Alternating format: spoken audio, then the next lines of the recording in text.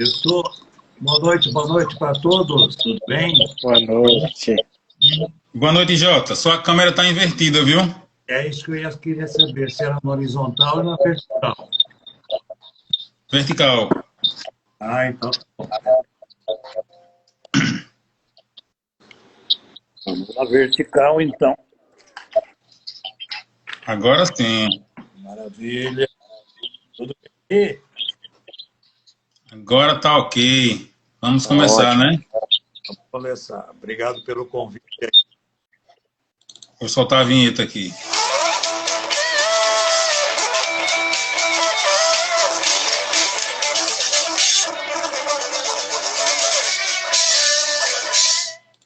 Boa noite, Pitaqueiro. Boa noite, Pitaqueira. Meu nome é Maurício Barbosa. Estou aqui com o amigo Arthur Vasconcelos e falamos da cidade de Penedo, estado de Alagoas. E a nossa capital é Maceió. Estamos localizados a 166 quilômetros. E hoje temos um convidado muito especial.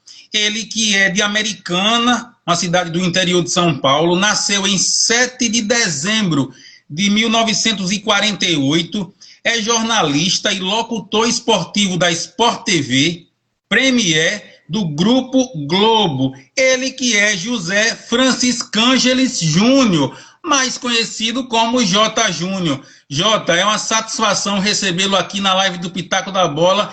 Estamos muito felizes por você ter aceitado o nosso convite. Oi, Maurício. Boa noite, querido. Boa noite. Muito obrigado. Eu que estou feliz pelo convite. Era para ter feito antes, mas finalmente estamos aqui reunidos, isso é muito bom. Boa noite para o Arthur também, para o Alex.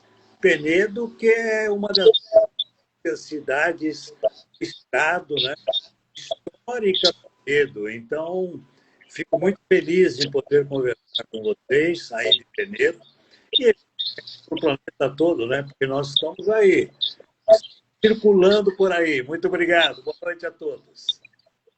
Jota, o seu áudio está picotando um pouco. O meu áudio está picotando. Vamos fazer agora. Oi, como é que estamos? Como é que estamos? Deixa eu baixar um pouquinho aqui. Para você tá ok aí, Arthur? Para mim está picotando um pouco. Um pouquinho. Somente um pouquinho. Deve ser o áudio alto mesmo. Só baixar um pouquinho. Um pouquinho aqui, eu estou sem o fone e eu estou ouvindo vocês perfeitamente bem e vamos nessa agora. Eu tirei um pouquinho do volume aqui, eu nunca fui operador de áudio, entendeu? Mas de tanto prestar Melhorou. Deu uma melhorada agora. A gente vai aprender. Ô, Jota, vou começar a fazer a primeira pergunta, certo? Sim. A gente vai começar a nossa live aqui, vou fazer a primeira pergunta.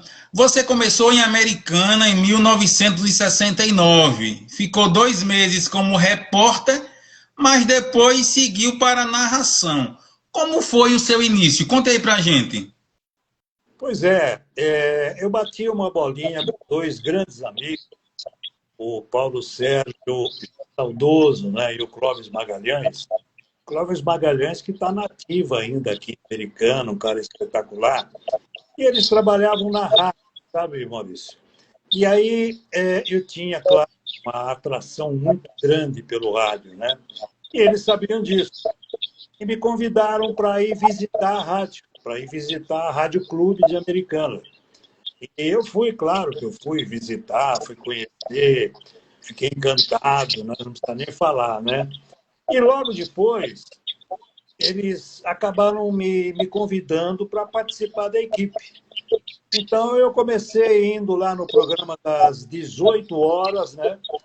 Comecei a fazer uma produçãozinha lá, que na época era muito difícil, né? Hoje, com a internet é uma maravilha. E depois eles me deram uma chance, assim como o diretor da rádio, Pinhanelli, me deu uma chance para ser repórter em alguns jogos, né?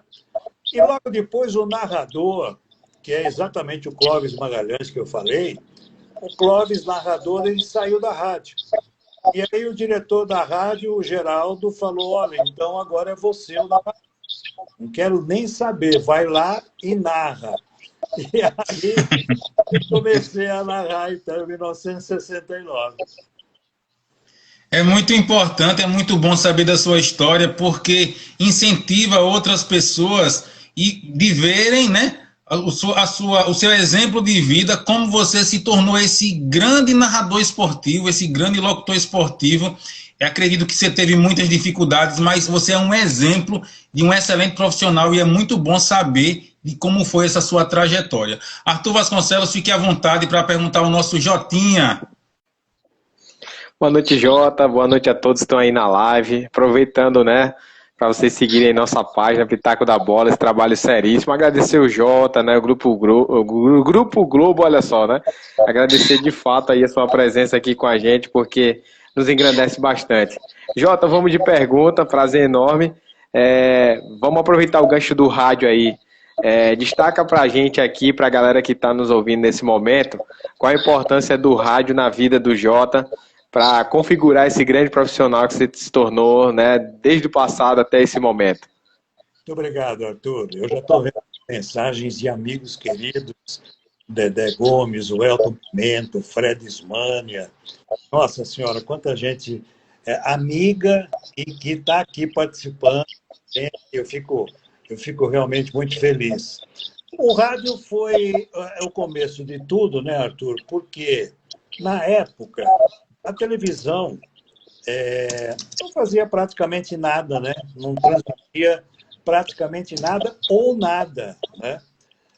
Para você ter uma ideia, e todo mundo sabe disso, quem estudou, quem acompanha, a primeira transmissão mesmo de televisão de um grande evento foi logo depois que eu comecei, né? Foi em 1970, na Copa do Mundo, né?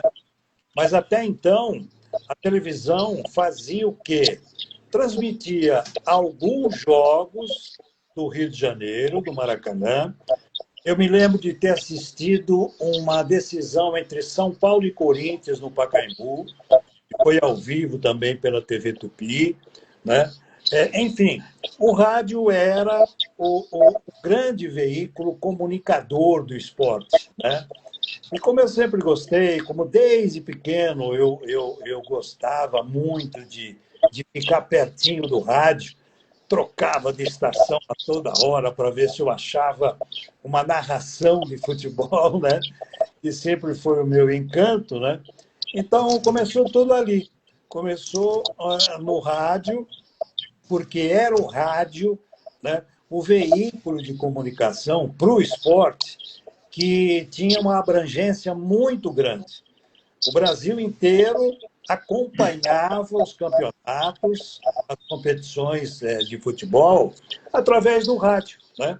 As poderosas emissoras do Rio de Janeiro, de São Paulo, de Belo Horizonte, do Rio Grande do Sul, que tinham realmente uma grande penetração, né?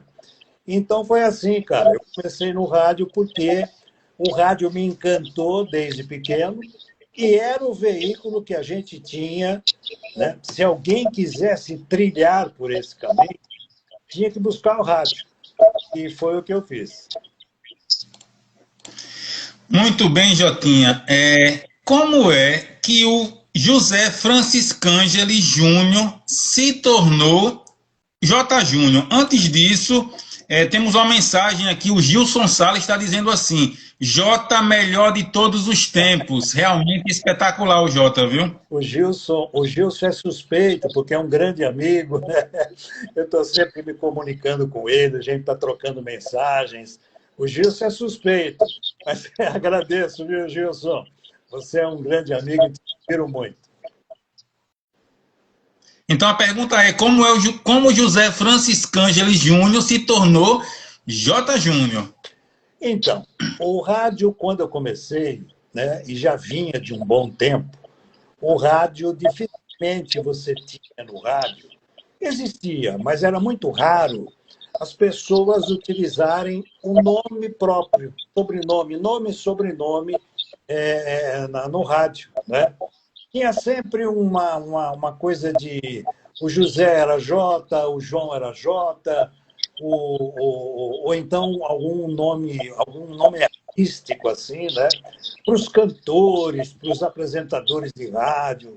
sempre tinham um nome artístico, né? E evitavam colocar o sobrenome das pessoas, né? Era um hit do rádio na época. E o meu nome, José Franciscano Júnior, na época eu ouvi dizer que não caberia no rádio, é muito grande, não vai caber no rádio esse sobrenome todo, né?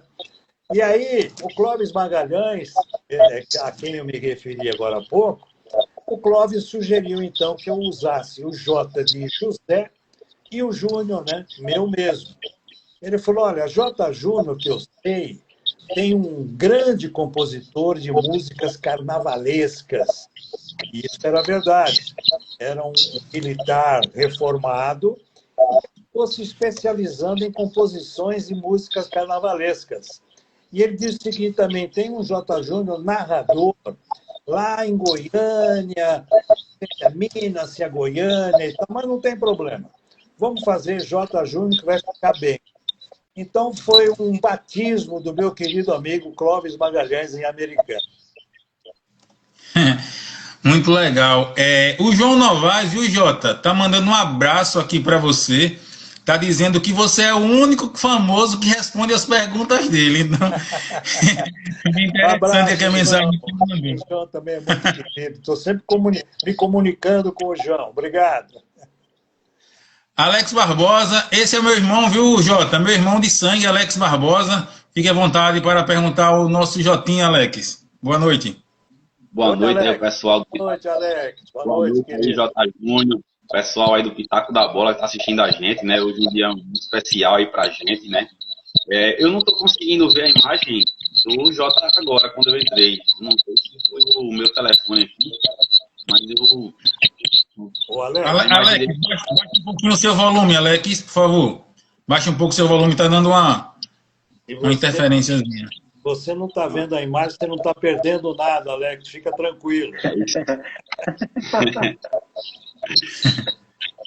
Melhorou agora um pouquinho? Melhorou? Não, está dando interferência. Baixa um pouco o seu volume. Baixa um pouquinho. Então eu vou pegar um fone aqui. 2 segundos, eu vou pegar um fone. Rapidinho. Certo. Enquanto isso, Arthur Vasconcelos, fique à vontade, viu? Vamos lá, então, Jota. Mais uma pergunta para você. A gente sabe da questão da pandemia, né? Você é acostumado a narrar os jogos, em loco principalmente, né? Você sabe muito bem do que a gente está falando. E eu gostaria de fazer essa pergunta, né, para um narrador tão ícone da televisão brasileira.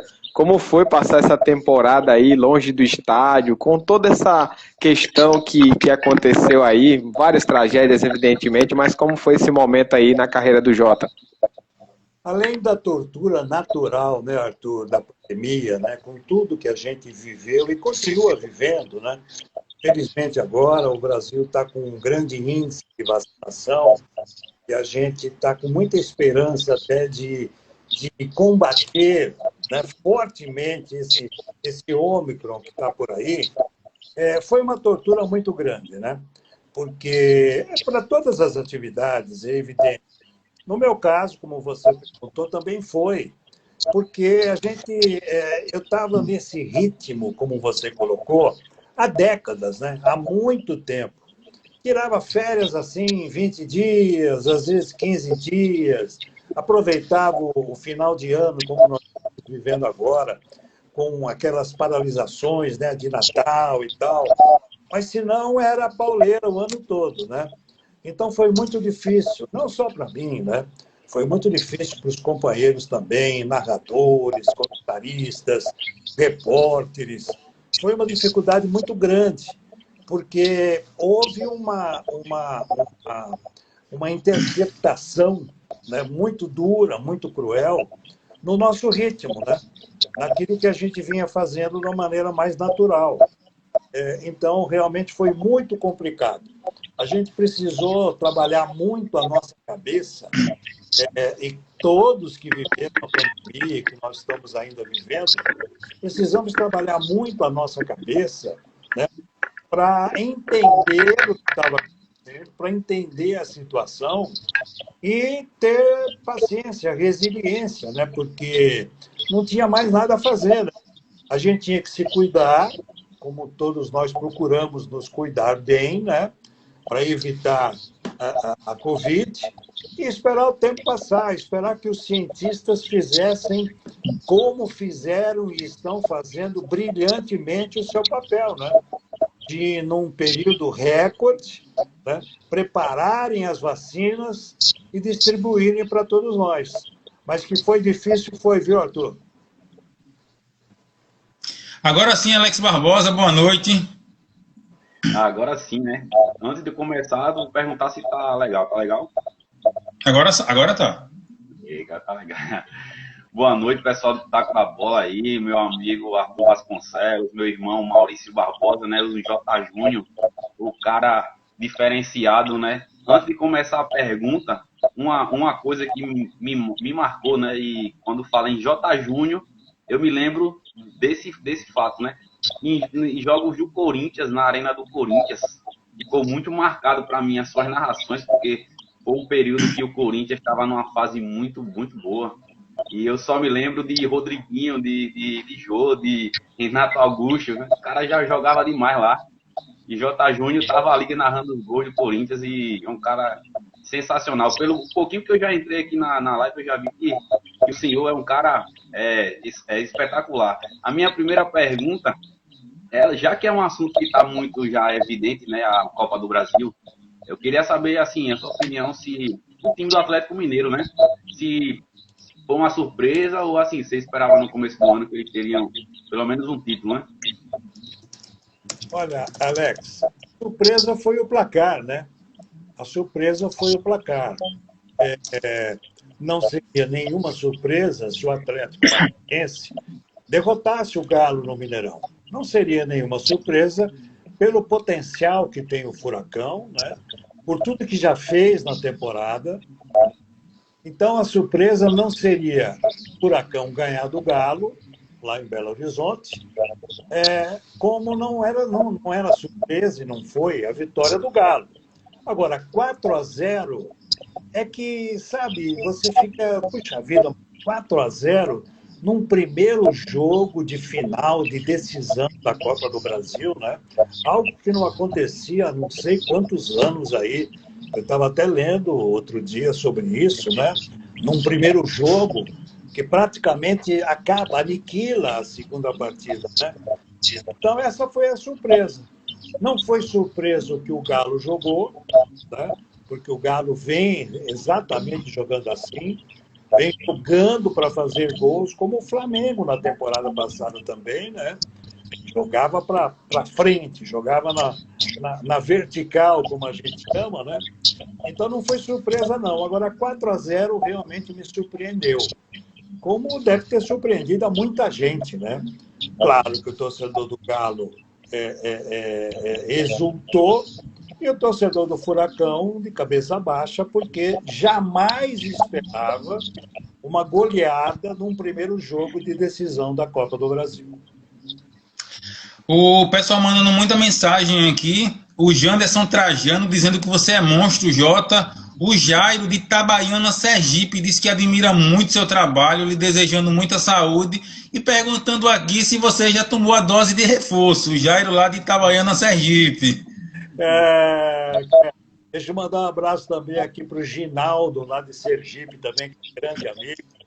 O Ginaldo também está assistindo a nossa live, está sempre me mandando mensagens carinhosas e tal. Já tomei, sim. Já tomei. É só dar uma olhadinha nos cabelos brancos aqui que você vê que já tomei a dose de reforço e espero exatamente estar, né, imunizado. E quem toma as duas doses também da mesma forma vai tomar a terceira. Quem tomou a terceira, a ordem é tomar a vacina, né? Diante de tudo isso que a gente tem visto. E olha como é muito claro isso, que os países onde muitas pessoas se negaram a tomar a vacina, esses países estão agora vivendo de novo o forte da pandemia. E muitas vidas estão sendo perdidas, né? Então, a gente não pode nunca deixar de acreditar nas pessoas que estudam, que pesquisam, né? Que passam 24 horas aí para ver como é que é o vírus, como é que é a reação, que são exatamente os doutores da ciência, né? Mas já tomei, sim. O Alderis Almeida, que é nosso amigo aqui, assiste sempre as nossas lives, disse que o técnico do Paranaense deveria ter utilizado a estratégia do técnico do Palmeiras, Abel Ferreira, né? Para parar o ataque do Galo. Ele é palmeirense doente, fala sempre no Palmeiras aqui. Jota, a minha pergunta é a seguinte, pegando o gancho aí da pergunta do Arthur, qual é a diferença? Porque na pandemia você ficou afastado aproximadamente uns 15 meses da televisão por conta da pandemia. E aí volta-se a trabalhar novamente, mas o que acontece? O narrador muitas vezes não vai mais para o estádio, fica no estúdio. A minha pergunta é, qual a grande diferença de você narrar no estádio e no estúdio? Porque no estádio você tem ampla visão, você pode ter a sua própria impressão do jogo, ver até coisas que outras pessoas não veem. Mas no estúdio, eu sou leigo, estou dizendo assim, eu sou leigo. Mas no estúdio, você tem que narrar o que acontece de acordo com a visão do câmera ou até do próprio repórter que está lá. Então, para você, qual é a grande diferença de narrar no estúdio e no estádio? Tem muita diferença, viu, Maurício? No estádio, no ginásio, a gente rende muito mais. O nosso rendimento é muito melhor e maior estando no estádio ou no ginásio, fazendo voo, fazendo basquete, né? Por quê? Primeiro que a gente está acostumado com isso. A gente sempre fez assim, né? A gente sempre esteve no local do evento. E aí, são vários componentes. A energia do espetáculo, a energia do torcedor. Você tem outra motivação para desempenhar o seu trabalho, entendeu? Para vibração, para se envolver mais profundamente no que está acontecendo, né?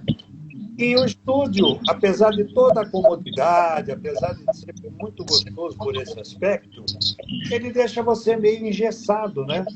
Deixa você meio engessado. Tecnicamente, para o narrador, é melhor no estúdio. Por quê? Porque você não foge do jogo. Você tem a imagem da bola rolando, você tem a imagem dos lances. Então, tecnicamente, você passa para o telespectador exatamente o que é a função do narrador. Identificar os jogadores, fazer uma projeção, olha, podia ter colocado na direita, podia ter lançado na esquerda, aquela coisa toda, né? Mas a gente fica engessado. E isso não sou eu que estou dizendo, não. São todos os colegas que aprenderam a narrar nos estádios e que, de repente, se veem diante de um monitor, numa sala, né, num estúdio, algo fechado, ar-condicionado, tudo maravilha.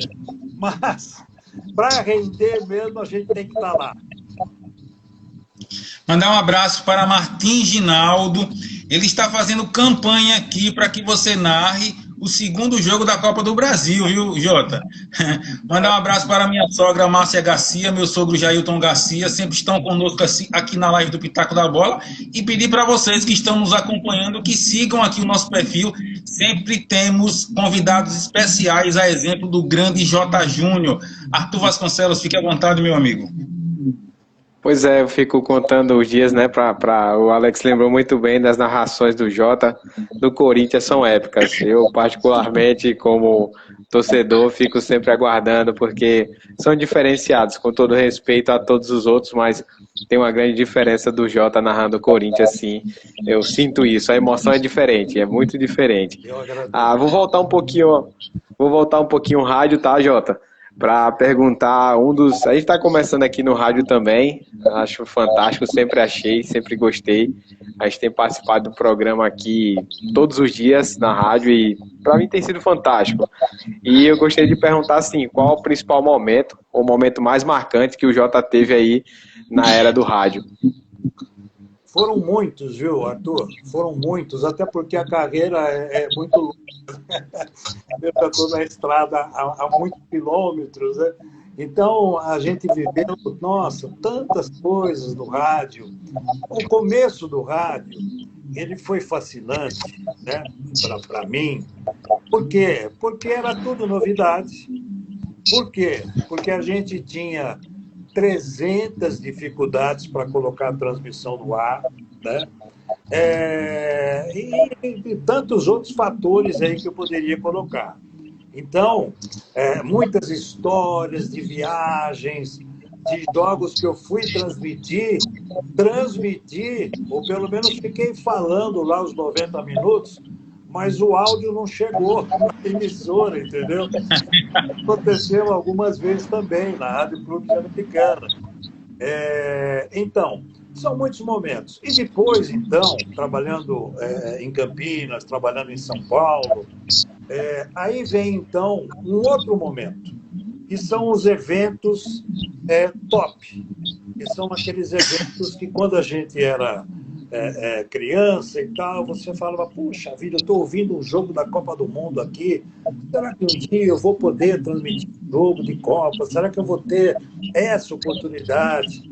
E aí vem isso, né, Arthur? Aí vem a chance, a oportunidade, o prêmio, um prêmio de poder transmitir Copa do Mundo, de poder transmitir Pan-Americano, de poder transmitir Olimpíada, mundiais, tanto de vôlei como de basquete, de futebol, entendeu? Então, são muitos os momentos e muitas as fases também por onde a gente passou, né?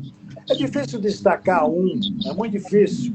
Eu poderia colocar assim como um grande evento no meu tempo de rádio, um grande momento, a minha primeira Copa do Mundo, que foi na Argentina em 78. E eu tinha chegado em São Paulo fazia 1 ano e meio, mais ou menos, né? Egresso do Rádio Campineiro, e em 1 ano e meio depois eu estava escalado para uma Copa do Mundo. É evidente que isso foi super importante, foi muito importante para mim, né? Então é isso. São os grandes eventos, mas não são os grandes eventos. É tudo aquilo que a gente aprendeu no começo da carreira, no meio da carreira, enfrentando dificuldades que a gente começa a contar depois. Alguns duvidam e outros acham muita graça. Alex Barbosa, fique à vontade. Antes, porém, o Stefano está dizendo aqui, o Stefano Costa, Jota, você marcou a minha infância. É o que o Stefano está dizendo. Um abraço para o Nicolas Lima, o Nicolas, que é de Pernambuco, nosso amigo aqui, está também acompanhando nossa live. Um abraço para a Juliana Garcia também, que está aqui comigo em casa. O Jairo perguntou também, Jota, se você vai narrar a Copinha 2022. Alex, fique à vontade, viu? O Jota responde a sua pergunta e essa pergunta do Jairo sobre a Copinha. O Jairo, saber assim. Obrigado a todos aí. Nossa, quanto carinho, quanto carinho. Você sabe que é um dos legados mais importantes que eu ressalto. É exatamente o reconhecimento e o carinho das pessoas que acompanham a nossa carreira. Como agora o nosso colega disse, né? Que eu sou uma referência para quando ele era ainda na infância, jovem. Isso para nós tem um valor inestimável, viu, Alex? Com certeza. Eu queria saber qual o jogo que foi mais assim impressionante, assim, em reviravolta.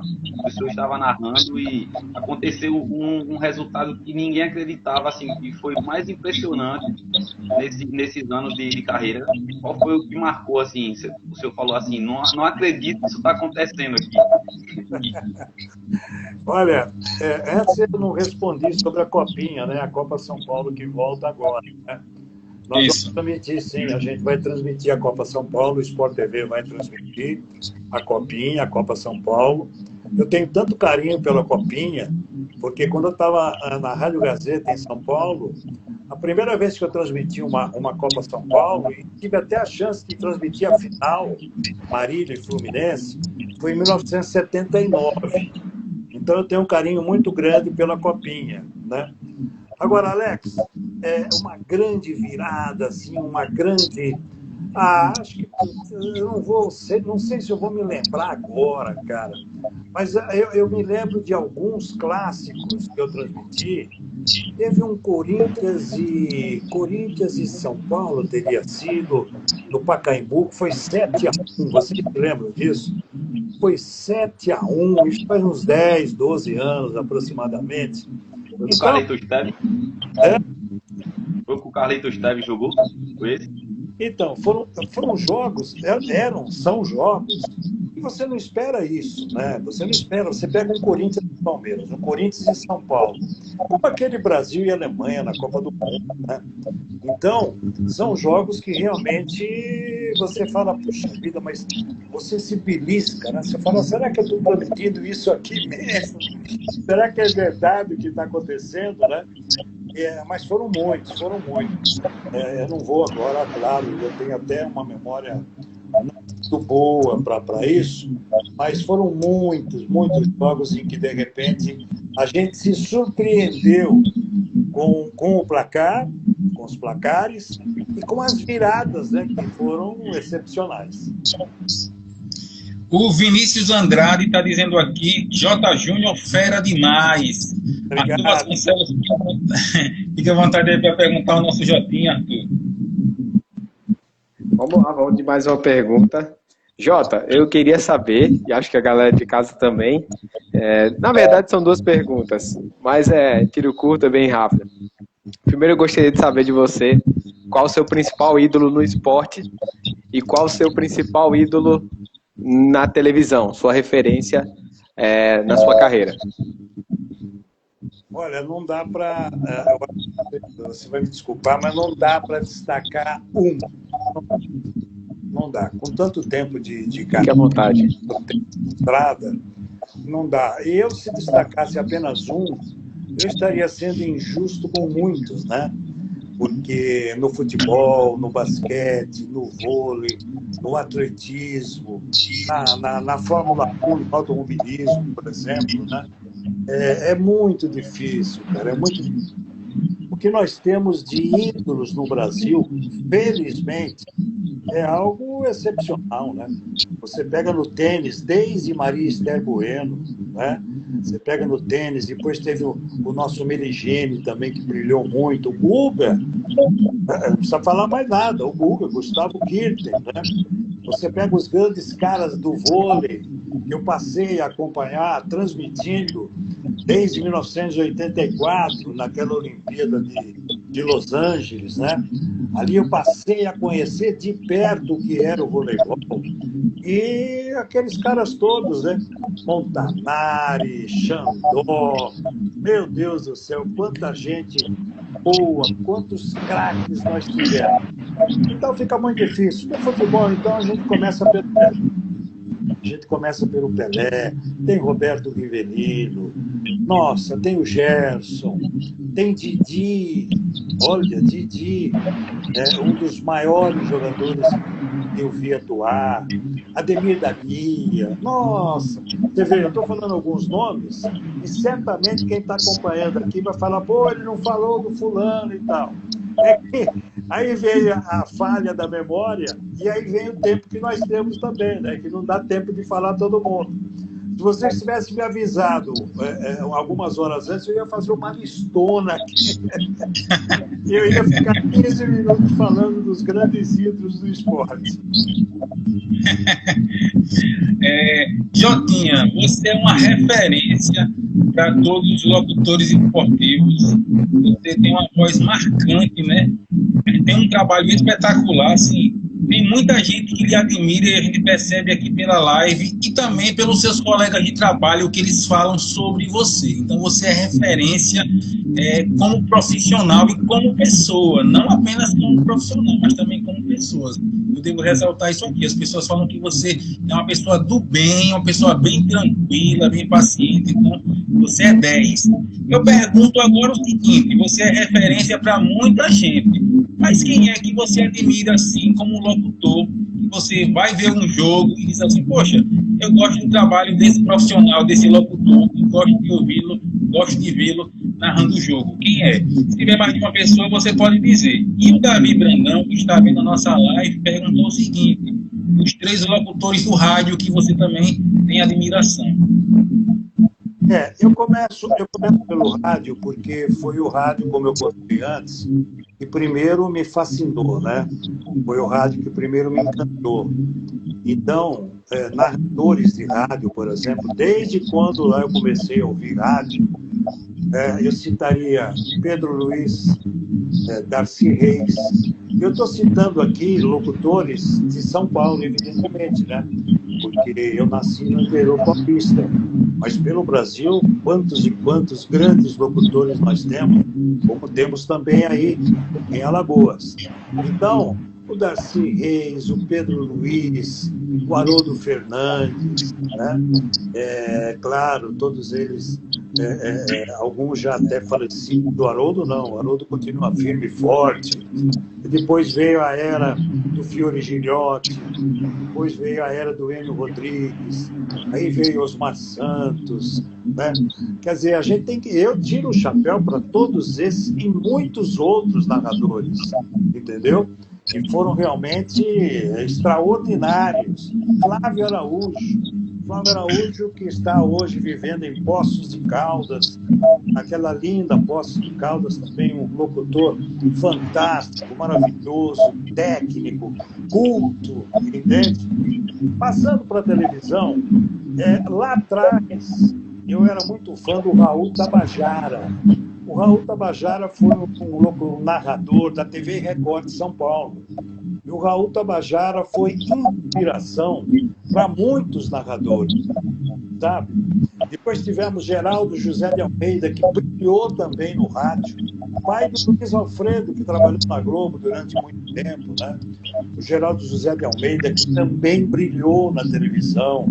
O Silvio Luiz, né? O meu querido Silvio Luiz na televisão também. Aquela figura fantástica, extraordinária. Luciano do Vale, Galvão Bueno, o Luiz Roberto, o Kleber Machado, o Gustavo Villani, o Everaldo Marques, agora essa nova geração que está aí, e está voando essa nova geração, né? Enfim, olha, muita gente, e como eu disse lá atrás, eu não vou citar os nomes aqui, não por ser injusto, é porque realmente nós temos o tempo, né? E a memória aqui vai buscando. O chip está trabalhando aqui, mas nem sempre ele funciona direito. Queremos agradecer por todos que estão acompanhando a live do Pitaco da Bola e aproveitamos para pedir que vocês sigam o nosso perfil. Aqui sempre temos publicações atualizadas, sempre informações sobre o que é de mais importante do que diz respeito ao futebol. Fique à vontade, meu amigo Arthur Vasconcelos. Você me pulou, não é? Alex Barbosa. Está havendo um conflito aqui, Joquinha, para quem pergunta. Conflito familiar, hein? É isso, já tem 2 rodadas que eu não pergunto. Eita, meu irmão, que mal, pode perguntar, Alex Barbosa. Quando eu ia perguntar, ele começava a ler um comentário, eu falei, não, agora é minha vez, agora é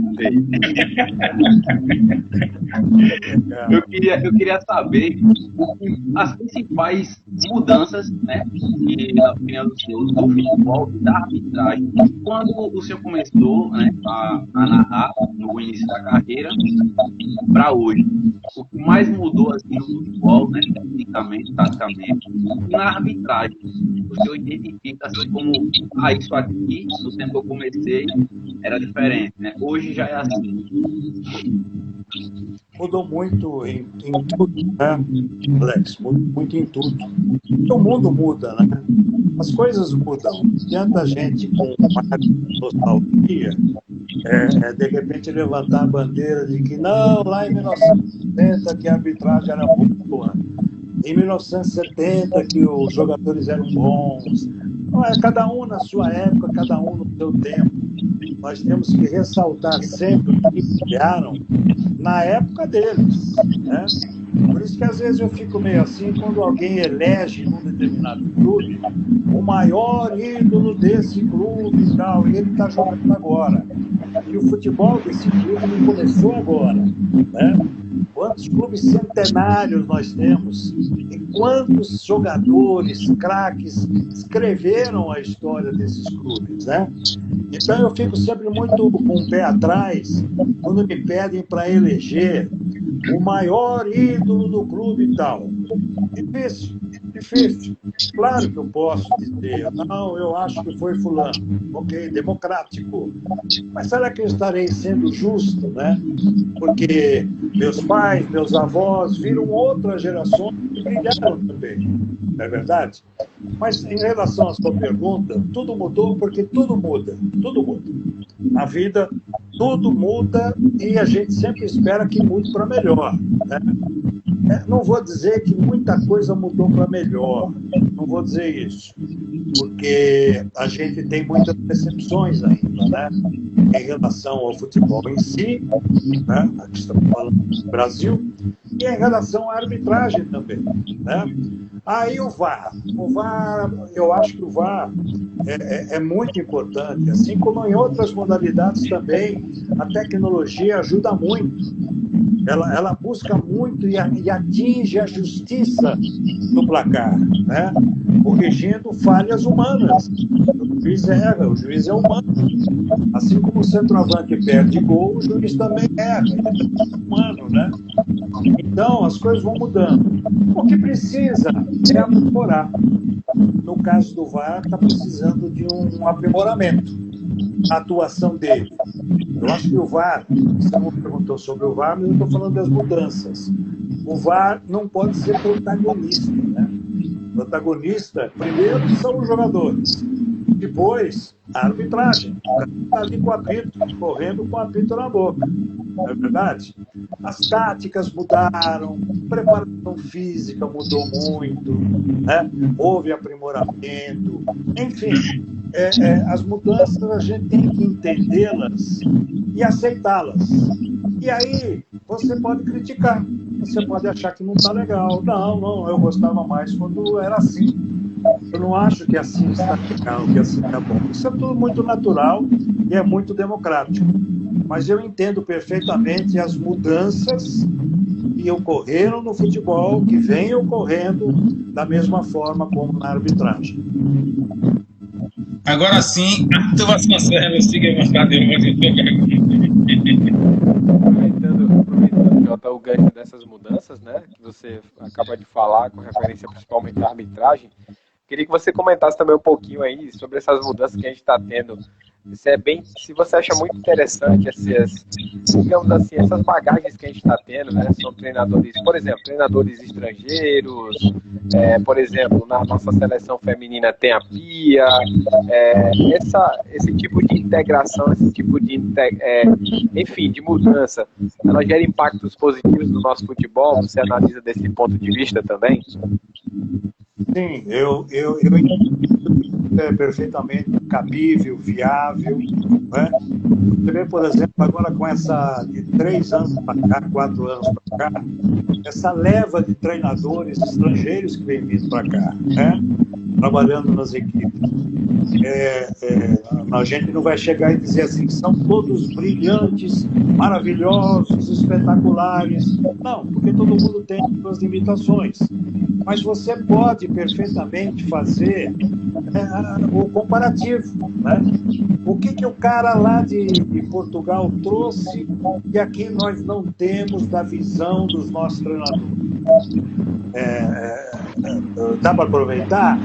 Não, aqui a visão dos nossos treinadores é melhor do que a dele nesse determinado contexto. Então, eu acho que é muito interessante, assim como também no futebol feminino, como você colocou, né? Absolutamente como você colocou. Nós tínhamos, por exemplo, o Vadão dirigindo, o saudoso Vadão, uma figura humana extraordinária, que infelizmente nos deixou muito cedo, um profundo conhecedor de futebol. Sempre trabalhou no masculino e fez também bons trabalhos no feminino. Agora, o que acontece? No futebol, o que interessa mesmo, né? Não é o meu caso, mas o que interessa mesmo é o resultado. De repente, o treinador, ou até agora treinador do Palmeiras, né? Se não ganhasse a Libertadores, seria execrado. Teria colocado na parede, como Judas lá foi, pedras nele, né? Mas ele foi campeão. O Renato Gaúcho, por exemplo, seria, mais uma vez, levado ao grau maior como campeão, né? Então nós temos essa questão, né, Arthur, que são os resultados. Então vamos ver agora no futebol feminino, com o trabalho dessa cultura que é estrangeira, os resultados. É isso que a gente vê, é isso que a gente espera. Mas não é só isso, não é só isso. O que ela está colocando de novidade, de inovação no preparo da seleção feminina, né? A filosofia que a gente chama. E da mesma forma, os treinadores. Qual é a filosofia que eles estão trazendo para nós? Né? Os resultados estão em decorrência de... Porque o futebol, na verdade, ele é tudo, mas é um jogo, né? E em sendo um jogo, de repente, o melhor às vezes não ganha. O melhor às vezes não é. O grande favorito às vezes não é o grande campeão. Jota, já são 22 horas e 15 minutos. Então faltam 15 minutos para terminar a live. A hora passa muito rápido. Vamos combinar o seguinte. Eu comecei a rodada de perguntas, vou fazer a minha penúltima pergunta, então o Alex em seguida faz a penúltima, a tua penúltima e volta para mim, eu faço a última e assim segue, certo?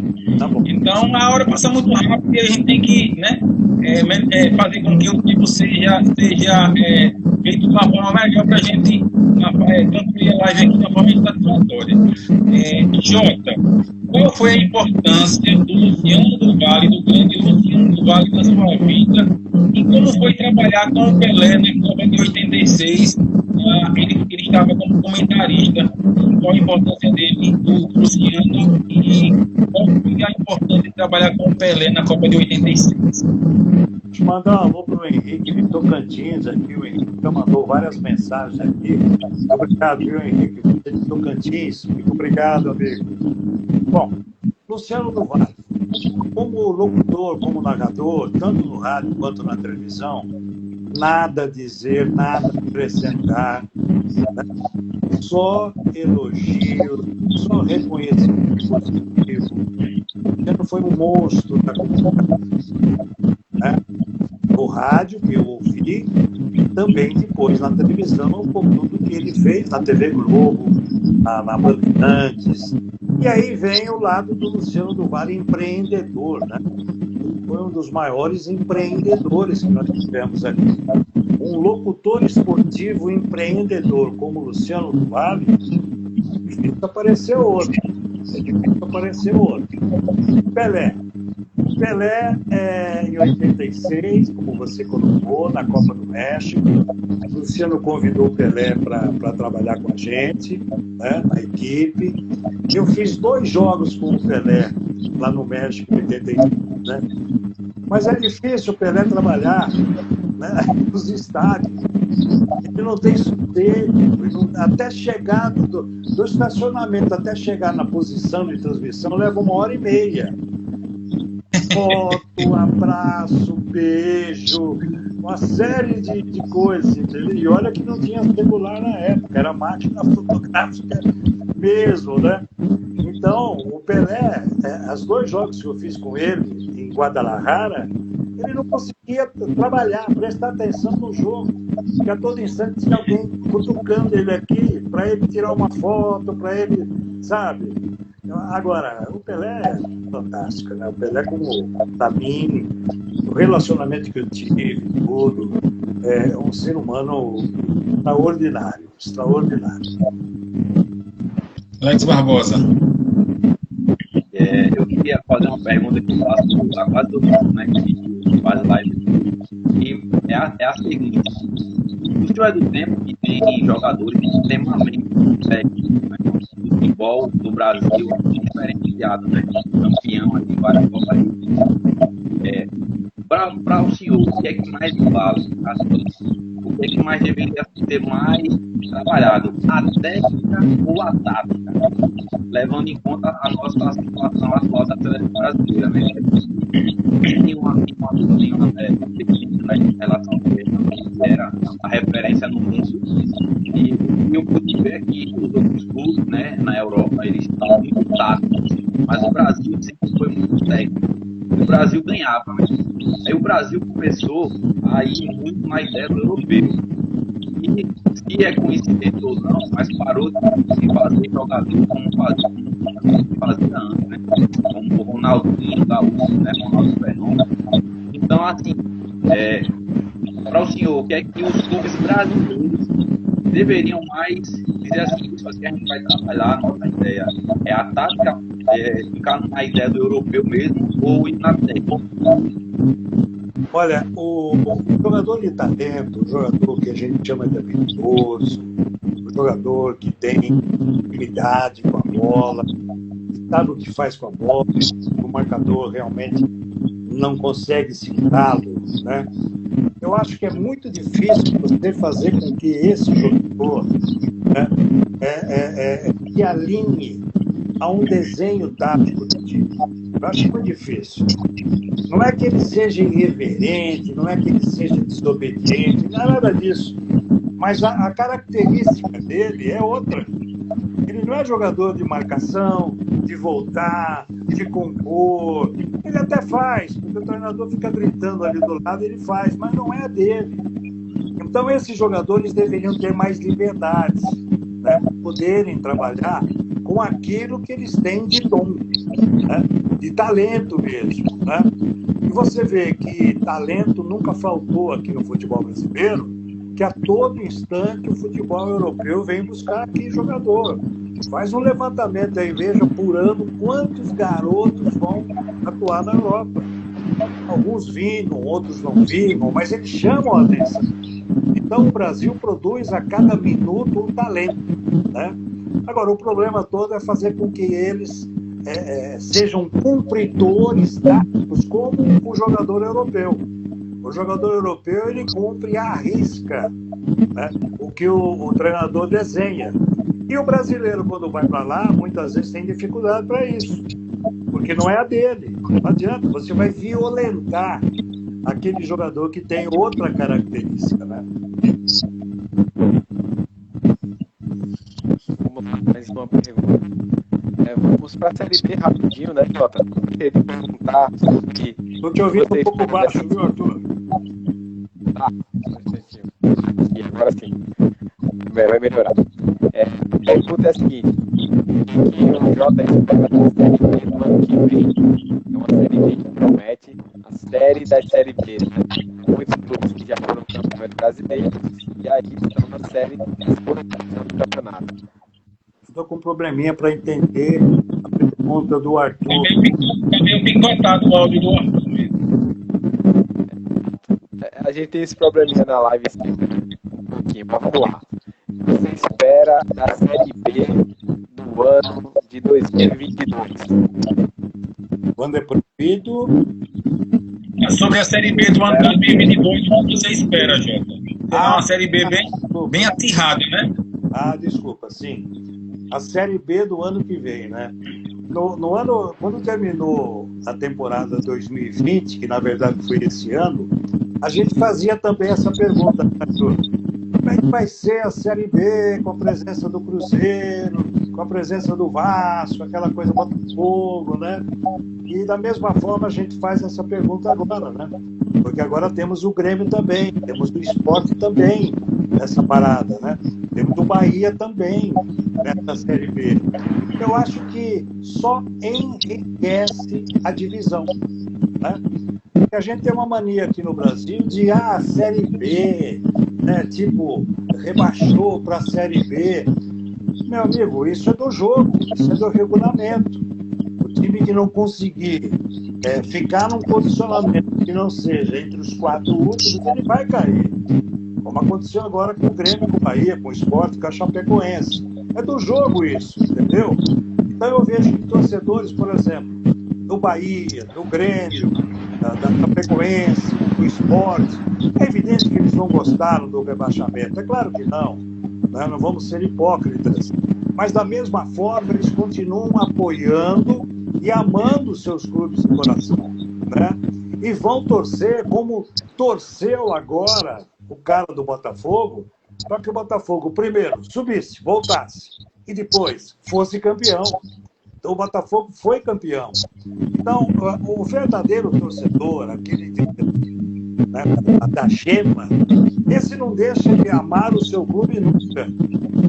Na Série B, na Série B, seja onde for.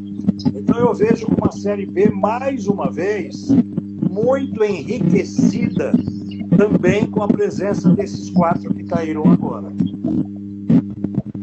Conforme combinado, vou fazer a minha última pergunta, em seguida ao Alex, por fim, o Arthur Vasconcelos. Eu não sou besta nem nada, vou fazer uma pergunta dupla, né? Ô, Jota, conte um fato inusitado que aconteceu na sua vida, na sua carreira profissional, uma coisa engraçada, interessante. E o que você sentiu quando recentemente a Rede Record de televisão se interessou pelo seu trabalho? Bom, começando pela Rede Record, eu já na minha faixa de idade, com 52 anos de carreira, é evidente que foi um presente que eu recebi, foi um prêmio extraordinário o convite da Record, entendeu? Foi um prêmio, né? Porque normalmente a gente passa de um tempo, passa de uma certa faixa de idade, você normalmente, não, já foi o tempo dele, já passou, é muito comum isso no Brasil, né? Infelizmente, é muito comum. Então a Record me convidando, nossa, me deixou muito feliz, me fez um bem danado, né? Ocorre que eu tenho um contrato com a empresa que estou trabalhando até dezembro do ano que vem. E eu sempre cumpri meus contratos, eu achei que contrato assinado tem que ser cumprido. Muita gente não concorda com isso, mas cada um tem a sua opinião. No caso da Record foi exatamente esse. O outro que você me perguntou, a primeira foi sobre... o fato marcante. Né? Isso, inusitado, engraçado. Olha, eu estava trabalhando já no Sport TV e teve um jogo na Vila Belmiro. Não, teve um jogo no Pacaembu que eu estava escalado com um comentarista, né? Me permitam até não citar o nome dele, e até já não está mais entre nós aqui. Eu fui para o Pacaembu tranquilo para fazer o jogo, ok, vamos lá. E aí você fica naquela coisa regressiva. Olha, 5 minutos na transmissão, ou 10, 15, 20 minutos, tal. É a regressiva para você entrar no ar. O comentarista não aparecia. E aí ficou aquela coisa, liga para ele, liga para não sei quem, vamos ver o que acontece, tal. O nosso comentarista recebeu a informação de que o jogo seria na Vila Belmiro e não no Pacaembu. Então ele foi até Santos, chegou lá, claro, a Vila Belmiro estava completamente abandonada, né? Ele voltou e entrou com 10, 15 minutos de jogo aproximadamente. É só uma historinha para contar.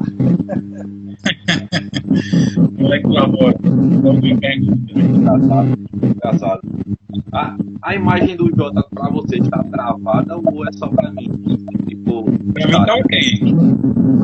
Para mim tá tudo certo. Tá, ficou estático aqui. Mas eu vou fazer a pergunta mesmo assim, eu acho que vai voltar. Eu queria saber, Jota, eu queria ter essa curiosidade, né? Já há muito tempo, e como você já narrou no rádio, narra na televisão, qual a diferença? O que é que faz, na verdade, né? O que é que faz a narração do rádio ser uma e a narração na televisão ser outra? É uma coisa assim diferente. O narrador do rádio é uma coisa impressionante. Dá aquela sensação, né, de o jogo tá muito mais pegado do que o normal. Qual a diferença, assim? Existe um padrão, um padrão do outro? Eu queria entender um pouquinho dessa parte, assim. Aproveitando uma outra pergunta que você ele perguntou o que é que eu não estou vendo o nome dele, mas ele perguntou qual a técnica, né, qual a tática que o senhor usa quando o jogo não está muito bom para dar a galera ficar com vontade de assistir. Dá uma explicada no jogo. O Alex, já houve padrões para transmitir em televisão, já houve, tá? quando as transmissões na televisão, o padrão era o seguinte: não pode ser como narração de rádio, não pode ser, porque a imagem é mais importante, né, do que o narrador, de todo mundo. A imagem é a imagem, é o que está acontecendo lá, é o que o cara está vendo, né? E se você fizer uma transmissão de rádio em cima da imagem, né, não houve até já essa experiência. Houve essa experiência. Eu me lembro em 86, na Copa do México, ou até um pouquinho antes, e depois na TV Manchete também, né? O Osmar Santos tentou fazer isso, tentou fazer a narração do rádio, por craque, né, em cima da imagem da televisão. E a aceitação não foi legal, não foi boa. Tanto que o próprio Osmar Santos, na TV Globo, ele fez aquela Copa do México em 86, mas depois ele, né, voltou para o rádio e tal, e continuou fazendo programas de televisão, o que era realmente excepcional, né? Sempre foi excepcional o Osmar. Então é isso. No rádio, você tem que preencher o que o cara não está vendo. Você tem que preencher. Você tem que encher os ouvidos do cara que está no rádio, né? Você não pode, se você der uma pausa de 5 segundos, você mata a transmissão. Né? O cara fala, opa, peraí, saiu do rádio, o que está acontecendo? Eu vou para outra emissora. Então o rádio tem essa vibe, né? O rádio tem essa necessidade de preenchimento de todos os momentos, de todos os espaços. Agora, na televisão mudou muito. Você pode perfeitamente hoje na televisão, e a gente tem tantos colegas que fazem isso, você pode passear em cima do jogo, com observações jocosas, brincadeiras, com tiradas legais, né? Eu acho que está tudo perfeito. Hoje está tudo valendo, né? Mas lá atrás houve um padrão, sim. Se você brincasse numa transmissão de televisão nos anos 70, nos anos 80, você recebia advertência por escrito. Era uma advertência por escrito. É mais ou menos por aí. Quem tinha perguntado sobre a questão da técnica que o Jota usa quando o jogo está muito Gilson Salles.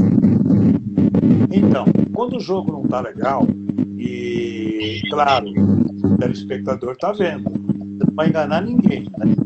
Você não vai querer dizer para ele que o jogo está lento, por conta disso. Não, o jogo está feio mesmo, está legal. Então a gente procura, né, não fugir muito do jogo, do papel do narrador, identificação de jogadores, aquela coisa toda, mas você procura ir preenchendo com alguma estatística, alguma informação, projeções, né? Então, olha, esse time na próxima rodada ele enfrenta o outro lá não sei aonde. Você vai procurando distrair um pouco o telespectador com pitacos, viu? Gostou do pitaco, Zé? O pitaco é bola. Você vai colocando pitacos, né? Para também o cara não ficar lá dormindo no sofá, né? Você tem que mexer um pouquinho com ele e vai. A técnica é essa, entendeu?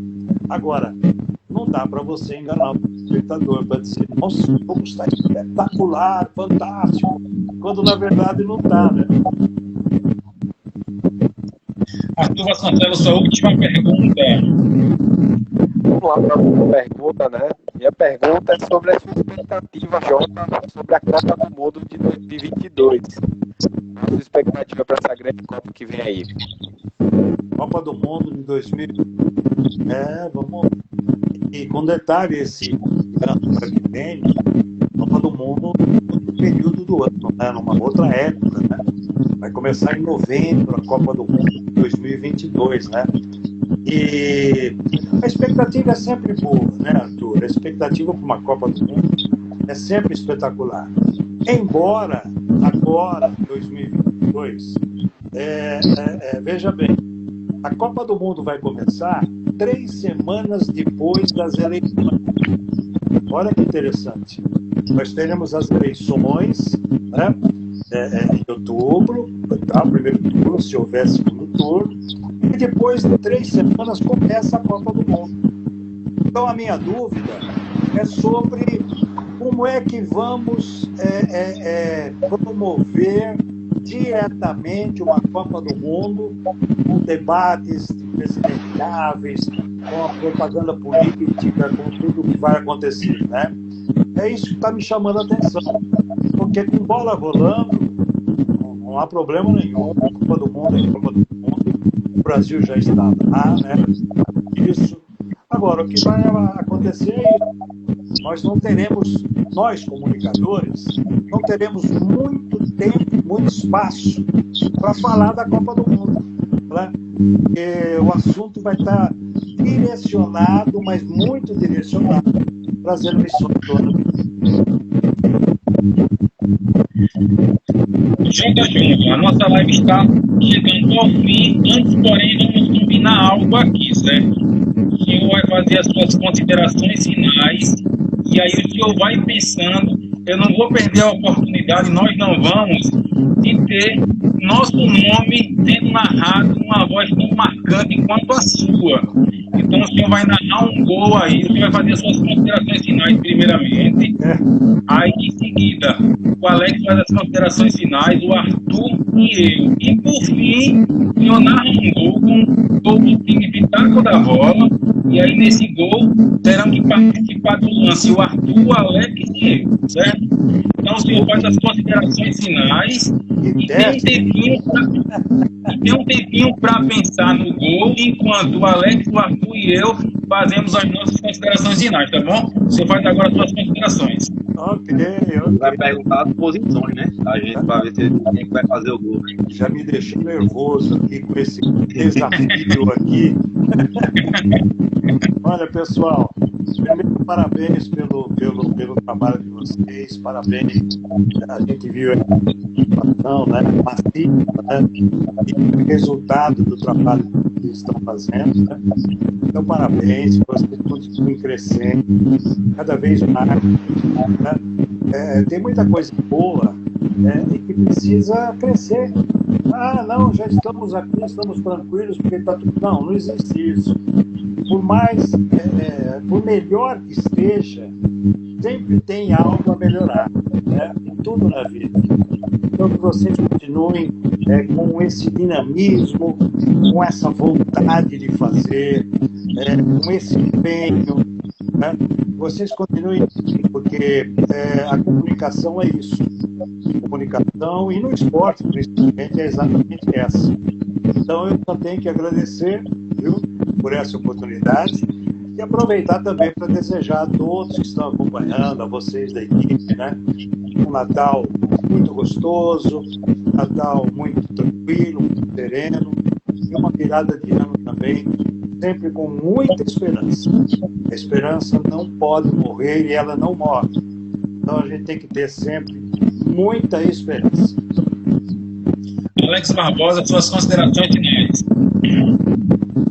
Quero agradecer a todo mundo que esteve aqui, que esteve presente, assistindo, mandando pergunta, né, meu amigo aí, Arthur Vasconcelos, um cara excepcional, meu irmão Maurício Barbosa, é especial hoje, o senhor, né, Jota, o senhor é uma pessoa diferenciada, muito humilde. Eu já era fã do seu trabalho, né, e agora sou fã seu como pessoa, mais ainda agora vou admirar mais ainda, porque o senhor tem uma humildade excepcional, um profissional muito competente, né? Não é à toa que nesse período todo de televisão, de rádio, eu estou muito feliz, né? Pena que passou rápido, foi muito rápido. As coisas boas são muito rápidas, né? Não teve tempo nem de pensar, já está acabando, né? Agradecer a todo mundo e, da mesma forma, o senhor possa continuar crescendo, evoluindo na carreira que o senhor merece. E a gente vai continuar aqui vendo as narrações, ou ouvindo, né? Vendo jogos aqui e admirando cada vez mais o senhor possa ser feliz aí na carreira e na sua vida pessoal. Pessoal do Pitaco da Bola também. Um abraço para todo mundo. Até a próxima live. Muito obrigado. obrigado pelas palavras, Alex. Muito obrigado. Vasconcelos. Agradecer, né? É marcante para mim, talvez um dia dos amigos, talvez não, mas sim. Eu só quero agradecer mesmo, né, que dá a palavra.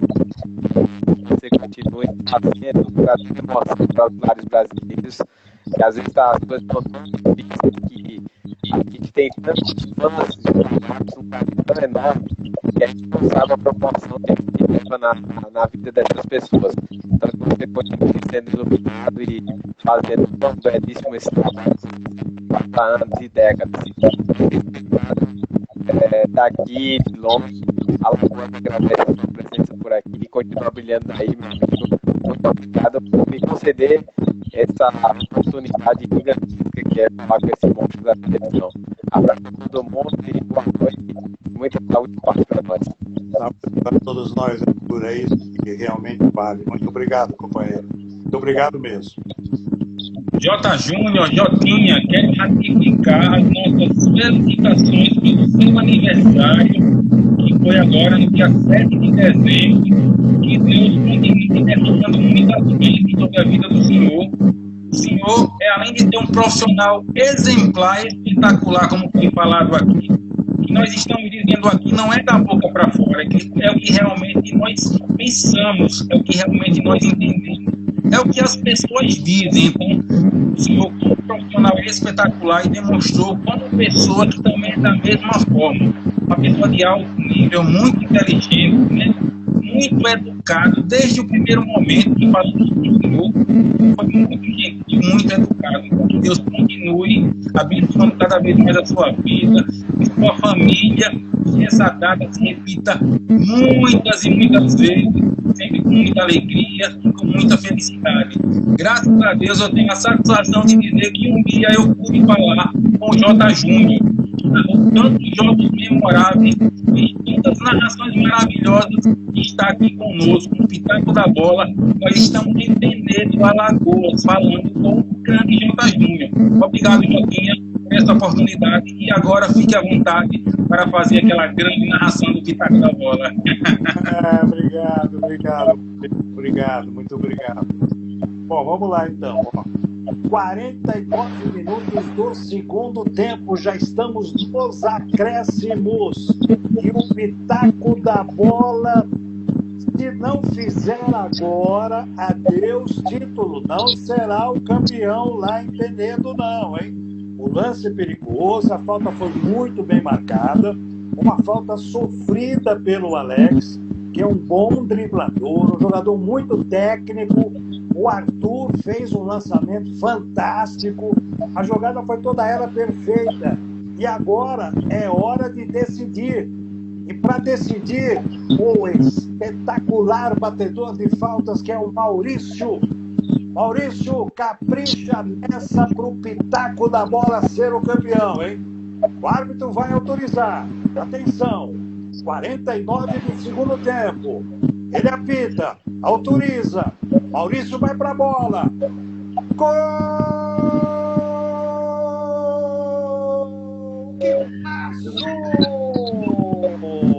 Que golaço! O Pitaco da Bola é campeão penedense. Bateu, a bola tocou no travessão e foi para o fundo da rede. Que festa, que espetáculo, que grande gol do Pitaco da Bola. Obrigado, J. Júnior. Parece que eu estou assistindo a TV. Foi o que deu para fazer. Foi espetacular. Jota, obrigado meu irmão Alex Barbosa, Arthur Vasconcelos. Esse é o Pitaco da Bola, se Deus permitir. Sexta-feira estaremos aqui às 20 horas com o Fernando da Rede TV, que ficou conosco hoje. Vai com Fontana. Obrigado, Jotinha. Obrigado a todos que acompanharam a live do Pitaco da Bola. Fique com Deus e até a próxima. Deus abençoe.